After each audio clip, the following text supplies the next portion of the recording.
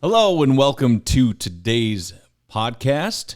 My name is John Nelson. I'm Vice President of Operations, Sales, and Marketing at UAS Magazine and BBI International. Today we're talking about the UAS Summit and Expo taking place October 13th through the 14th at the Alerus Center in Grand Forks, North Dakota. Today joining us, we are privileged to have Rob Menti. He's the business development, Armament Systems, lead at Northrop Grumman, and he will be speaking on a panel titled "Counter UAS: The Future of Drone Security and Defense" on Wednesday, October 13th. So, welcome, Rob. We appreciate you being here. Thank you. I appreciate the privilege to be able to address your podcast today. All right. Well, let's just get right into it. Explain a little bit about your role within the UAS industry and kind of what you do. Yes. So I am really the capture manager for all of our counter unmanned systems and air defense related activities here in Plymouth, Minnesota, which is right in Minneapolis. Near to where the summit is going to be here next month. And we are heavily focused on providing capabilities for countering unmanned systems in multiple domains. Obviously, the counter UAS domain is getting the highest amount of focus now, but leveraging Northrop Grumman's vast array of technology and capability, we have capabilities to handle other domains as well. What makes us uniquely suited here in Minneapolis is that we have the portion of our business that makes medium caliber cannons and advanced ammunition. We are heavily focused, obviously, on our Department of Defense customers and global military customers worldwide. By having our weapon systems proliferated to over 66 countries and in every service here in the United States, we have a complementary advanced ammunition package that makes engaging these drones extremely precise and extremely lethal with a very low degree of collateral damage. It is not the days of spraying the sky with bullets to take down a drone. We will run videos and show all that up at the summit. It is an extremely surgical and precise application of the effect. Additionally, because Northrop Grumman is one of the top 5 defense companies in the country and in the world, for that matter, we leverage our detection, tracking, and identification capabilities and technologies from across Northrop Grumman and our partners to put together really a cutting-edge, innovative, but also low-cost and easy to operate and maintain solution to provide capability in protecting yourself from small drones, what we refer to as Class 1 and Class 2 drones. And the way that we try to get folks to think about it here in the United States from a homeland security perspective is really that, anywhere where you have a fence around a facility or a place needs to be protected. From the air now as well as the ground. For years, everybody had fences and cameras and gates and guys sitting on the ground protecting against the ground domain. But now you have the same amount of threat coming from the air. So therefore, you have to have security in the sky as well as in the ground at your facility or your portion of the border or at a key event or whatever it may be. It is just a matter of time until, God forbid, there's going to be a large strike here in the United States. We've been very fortunate that it has not happened yet when you look at the plethora of activity that's happening around the world. Additionally, again, because we are Northrop Grumman, we have the assets and the ability to really turn our technology pretty quickly by maintaining a keen eye to how fast this threat is evolving around the world. It is truly, I tell people all the time that Terminator's coming true. Skynet is going to be here before you know it. Right. I'm not being facetious. I'm being very serious. And so we have to take this security very seriously, especially not only for our military sons and daughters that are deployed around the world, but also from a homeland security perspective, because, God forbid, it could happen at any point, and we're actually quite fortunate it has not happened yet. Just think about it, something simple like this. You have a cheap drone that's a few $100s that is loaded up with white powder that flies into a UND football game, or better yet, a USC football game, or some game that's televised around the world. That thing flies over the 50-yard line and dumps the white powder all over the players. It doesn't even have to be anything real. The stampede effect alone is going to kill hundreds of people and demonstrate that the United States cannot protect itself. Right. And that's $400, and it's going to cost us millions and millions and God forbid lives from that event.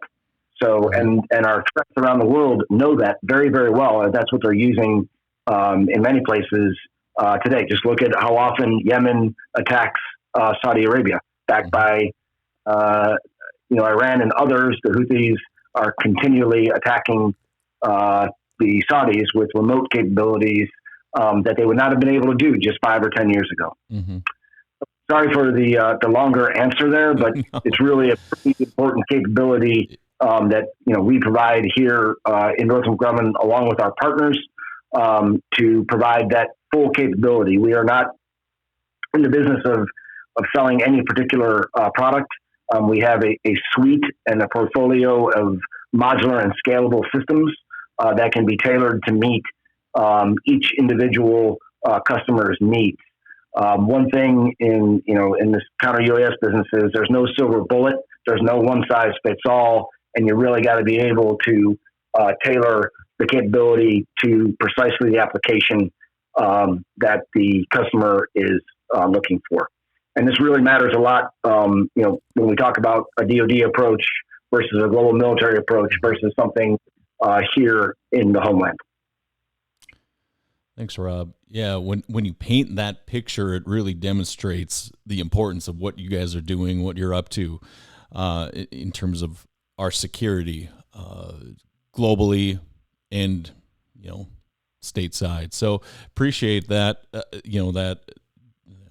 discussion and kind of going off that, when we talk about your panel, let's chat a little bit about what. Again, the panel that you're moderating will be called Counter UAS, the Future of Drone Security and Defense. So talk a little bit about what an attendee will learn if they're sitting in the audience taking in this panel. Yeah, absolutely. And I will say that myself, as a retired military officer with over 26 years of experience as an Army field artilleryman with multiple combat deployments, we bring an operational view to this problem set that is somewhat a little bit different than you may get from other industry providers. Additionally, depending on what happens with AUSA, the Associated United States Army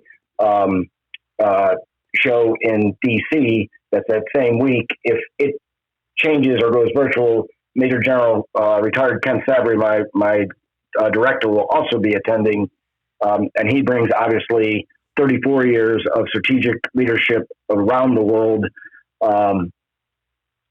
to his perspective and views of where the drone security and defense of unmanned systems is going, both here in the United States as well as globally. So really a very unique perspective from two senior military folks. And then additionally, our partner is actually Aaron Pierce from Pierce Aerospace, who does a lot of very innovative remote ID stuff. He is actually in our mentor protege program for Northrop Grumman and aligned with us as a small company because his technology is really applicable for here in the United States. Because what all governments, federal, state, and local, are wrestling with is basically in the next few years, you're going to see basically the road network that we've got on cars and people and roads driving around on the ground moving into the aerial layer. And you're going to have to be able to know where people are. What is a good drone? What is a bad drone? What is a white drone? What lanes are they flying in? What are they doing? And because it cannot just be a free-for-all, like you see it at your kid's soccer game when, the parents are flying their UAVs over their kids trying to video them playing soccer. And it's going to have a much more regulated and controlled space, not only to operate safely, but also to enhance commerce efficiencies. And then secondarily is going to be the whole law enforcement and threat management of being able to discern in that sky of drones flying, where is a potential nefarious actor, much like the police and law enforcement have to do on the ground. That same type of activity is going to have to be done in the sky, which is a pretty tall order given how fast the technology is advancing and how easy it is for nefarious actors to acquire drones and operate in illicit ways. That's why that remote ID technology is really important, not only here in the homeland, but also for military application, because one of the hardest things to do with a drone is be able to identify it as threat or friendly, and then also beyond that, what is the intent of the drone? Is it trying to drop something off? Is it trying to take a picture of you? Is it trying to drop a bomb on you? Is it flying over to measure the moisture in your farm field? Very difficult to discern. So we work very closely with Aaron and his team as he continues to mature that technology. He's also extremely engaged with the Indiana state and local governments and law enforcement as they bring their aerial traffic management system to bear. Because obviously the states that really get ahead of that and make it business friendly to do things with drones for resupply for the Amazons and for the FedExes of the world, obviously that's a huge business attraction if that is already in place and easy for them to adapt to. And then also with our friends from D-Fend, they have some very unique technology that is very interesting in terms of a very discreet and precise way of affecting how the drone actually operates and what it does. And I really don't want to go into it too much more than that and let Mr. Monsa talk to that. But needless to say, D-Fend is another company that brings a small company that brings a very unique but very valuable capability to the larger picture. Because what I keep want to go back to is in counter UAS, there is no silver bullet. It's not like you're going to go buy an iPhone and you're taken care of for all your communication needs. You're done forever. It is a very complex and very unique application depending on where you are and what you're doing. If I'm defending, the UND football game, that's going to be different than if I'm providing force protection for a striker brigade operating in Lithuania, for instance. Two very different things. Concepts are generally the same, but how you do that, what technologies you use, and how they're assembled and how they communicate, totally different. Great. Again, we're with Rob Menti with Northrop Grumman. We're talking about his panel that he'll be moderating at the UAS Summit Expo taking place October 13th through the 14th at the Alerus Center in Grand Forks, North Dakota. You've painted a lot of pictures, as I mentioned earlier. You've given a lot of good examples. And I think, we're seeing that more and more. The last couple of years, the counter side of UAS and drones seems to be becoming more and more relevant, more and more important, and more on people's minds, not just, on the military side, but also from, the general public. And so I think everything you're talking about is going to be important. I think people are going to really want to hear what you're saying. And so with that being said, you're going to be moderating this panel, but you're also going to be doing a demonstration that same morning at 8:15. and it's called, you'll be demonstrating your mobile acquisition, queuing, and effector system. Can you chat briefly about that? Sure. We got a little bit more time. Sure. Okay. If I could, before I talk about MACE, there's one last piece that I think is really important for the audience at the summit and in the dialogue in the greater community. One of the things that federal, state, local governments are wrestling with are the authorities and rules of engagement for law enforcement agencies at all levels to actually be able to do something about a threat drone. Obviously, there's many complicated laws, regulations, and authorities to be able to do these things that still have to be worked through. It is a very, very complex problem. There's no easy solution, and it's going to take a lot of work at the federal, state, and local level. What we see happening, though, is because, like I said, counter UAS is a local problem to be solved locally. Waiting for the Department of Justice or DHS or something to have an edict across the country is going to be very difficult to do because there's going to be 1,000 people objecting for any numbers of reasons. Well, we have been trying to work with the state of Indiana, and we look forward to maybe being able to engage with North Dakota on the same thing, is, hey, you know what, let's do a small local proof of principle in a very discrete district that has a threat that can be monitored and kind of fenced off, if you will, with a body of folks to govern it in terms of how we would execute a proof of principle teamed with the local government and the local authorities, but to be able to demonstrate that, yes, a law enforcement agency could realistically, legally, and without encroaching on people's rights and things, protect that community and demonstrate those authorities that are required, and then apply that in a larger way, maybe to the city level, then to the state level, and then kind of grow it out from there. Instead of trying to grow from the one big federal law, which is going to be extremely difficult, it may be best to start small and prove to people that the world's not going to end when you turn your jammer on to jam a drone. It's going to be okay. Right. Because we do it all the time in the military, and it's not going to be the end of the world. What's some of the pushback you get from people? Why it seems pretty, when you're talking about it right now in this context, seems like a no-brainer, but what's some of the pushback? Obviously there's some financial, but. Yes. Well, I mean, a lot of it is legal authorities of what you can do to somebody's private property, right? Mm-hmm. So if you fly a drone and it's my private property, and then you decide to, take it out of the sky, and it was, me, flying over to go film my kid, at a football game, then what are the recourses there?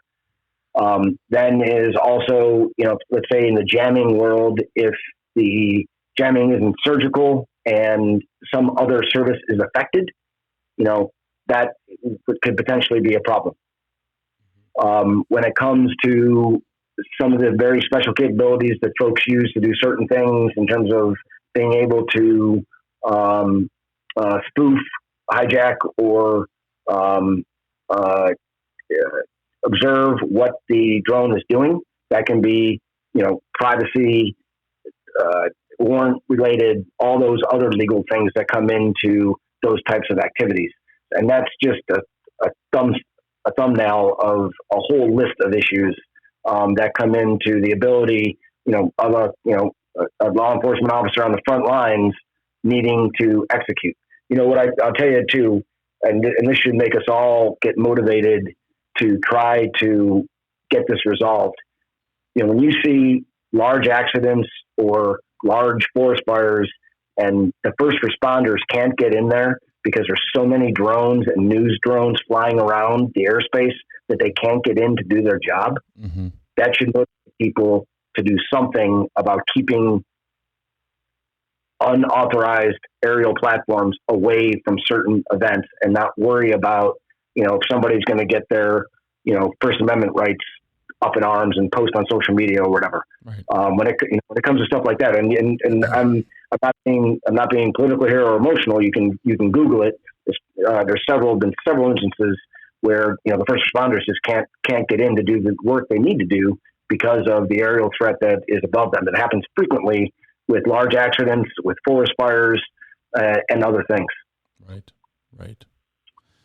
And unfortunately, that's someone's going to get hurt.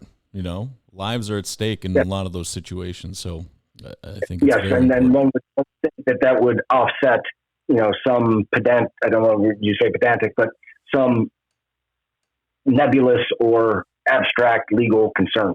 Right. There has to be a way of inserting common sense into this before, God forbid, somebody gets hurt. Mm-hmm. We do not need another 9/11 event. Right.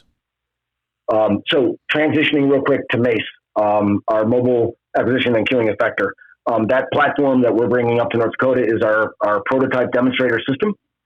It is a fully modular and integrated capability that integrates innovative three-dimensional radar, electrical, optical, and IR camera,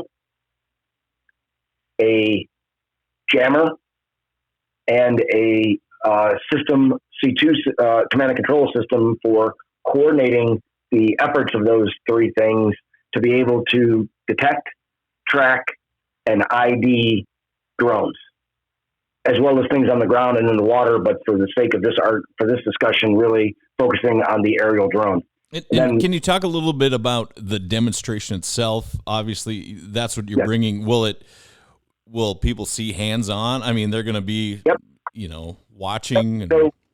Yes. So obviously, with the constraints of being set up at the convention center, we will have our system turned on. The cameras will be turned on. Obviously, we will not be radiating the radars or the jammer, but the cameras will be turned on, and we will have a large screen that shows the C2 display, as well as several interactive videos showing the entire system in various operational contexts